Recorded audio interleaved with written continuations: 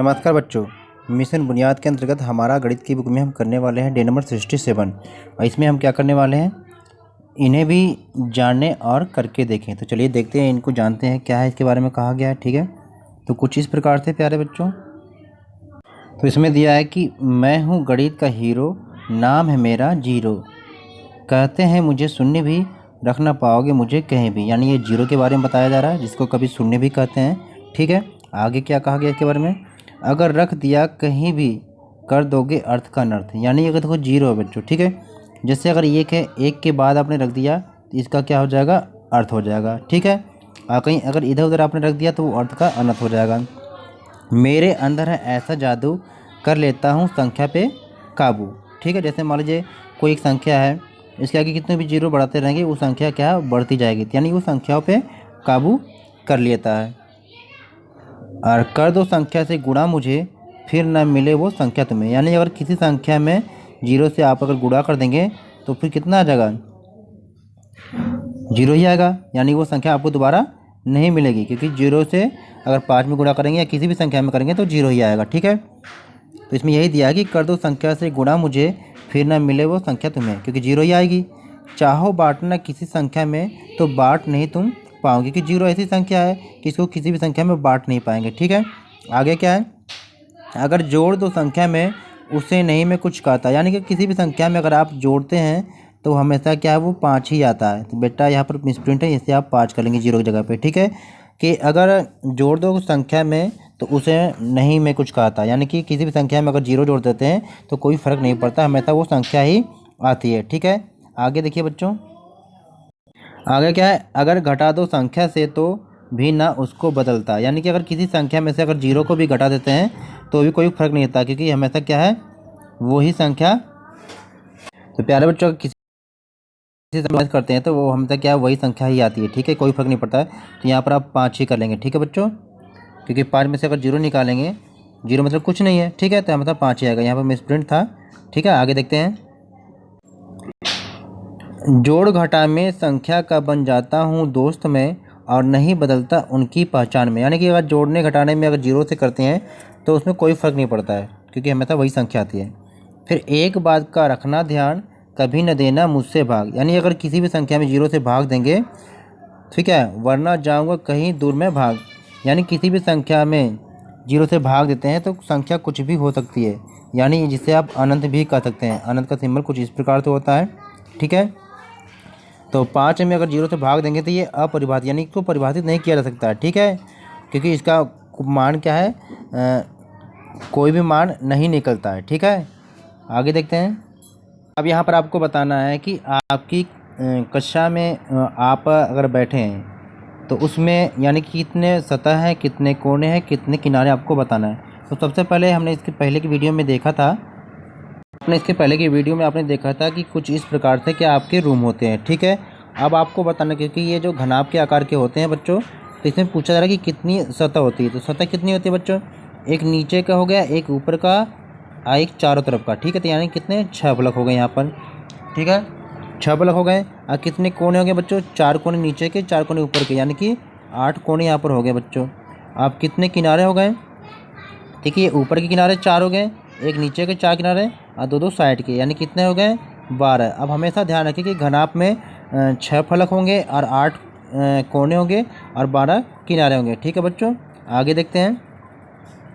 अब आपको करना क्या, कुछ इस प्रकार से आपको खुद बनाना है। क्या करना है आपको, कि इसी प्रकार आपके घर की अलमारी हो सकती है, आपकी पुस्तक और आपके ज्यामिति बॉक्स यानी ज्योमेट्री बॉक्स है, इसमें आपको बताना है कितने फलक हैं, कितने शीर्ष हैं, कितने किनारे हैं, ये गिनकर आपको क्या है, नोट करना है। यानी इस क्वेश्चन को आपको खुद करना है। ठीक है, क्योंकि इसके पहले की सारी वीडियो को मैंने किया है।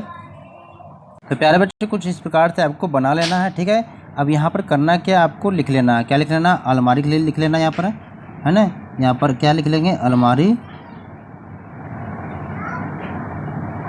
और यहाँ पर पुस्तक लिख लेंगे। ठीक है,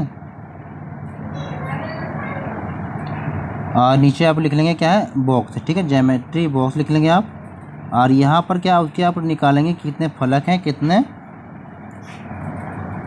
कितने किनारे हैं, तो हमेशा आप जानेंगे। ठीक है, तो यहाँ पर प्यारे बच्चे, पहले वाले में आप क्या सतह लिखेंगे, फिर सेकंड में कोने और थर्ड में किनारे लिख लेंगे। ठीक है, तो यहाँ पर जैसे अलमारी में कितने सतह हो सकते हैं बच्चों, तो सतह हो सकते हैं कितने, आपको मालूम है कि ये 6 हो जाएंगे। ठीक है, पुस्तक में भी वही हो जाएगा बच्चों और बॉक्स में भी वही हो जाएगा। ठीक है, और कोने की बात होती है तो कोना 8 सब में मिलेगा, और किनारे की बात होती है तो किनारा भी आपको सब में कितने ही 12 मिलेंगे। ठीक है, तो ये आपको इस प्रकार से कर लेना है। ठीक है, इस तरह से बना के लिख लेंगे। ठीक है, चलते हैं थर्ड क्वेश्चन की तरफ।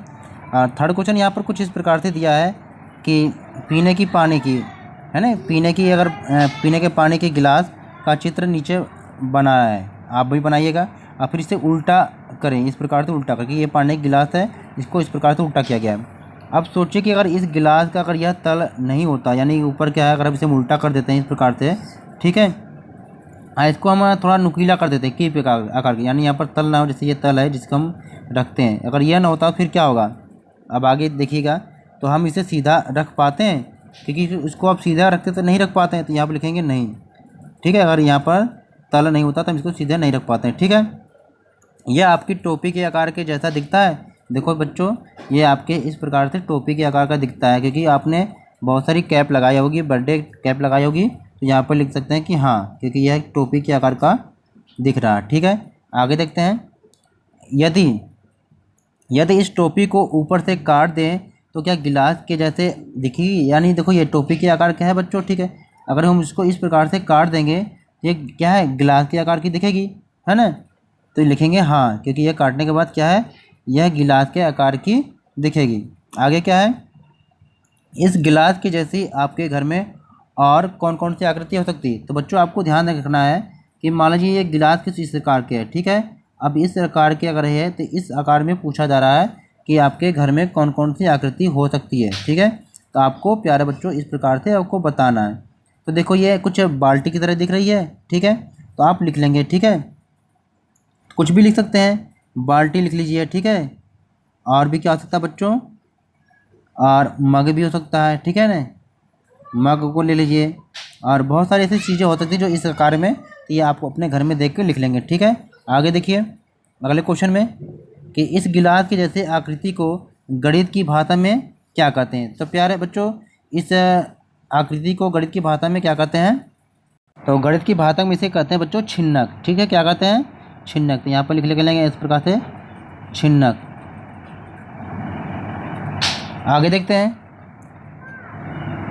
कि अपने आसपास की बेलनाकार और शंक्वाकार आकृतियों की एक सूची बनाएं, यानी आपके आसपास जो भी बेलनाकार, यानी कि इस प्रकार की जो होती हैं आकृतियाँ आपके आसपास, ठीक है, तो इस प्रकार से बेलनाकार की बनाएंगे, और शंक्वाकार की आकृति का आपकी जो है आपके घर के आसपास जो भी है चित्र, उसे आप बनाएंगे, सूची बनाएंगे। ठीक है, तो अब क्या है, शंक्वाकार के आकार की बहुत सारी चीज़ें हैं जिसको आप लिख सकते हैं। आप यहाँ पर लिख सकते हैं कि आइसक्रीम हो गया।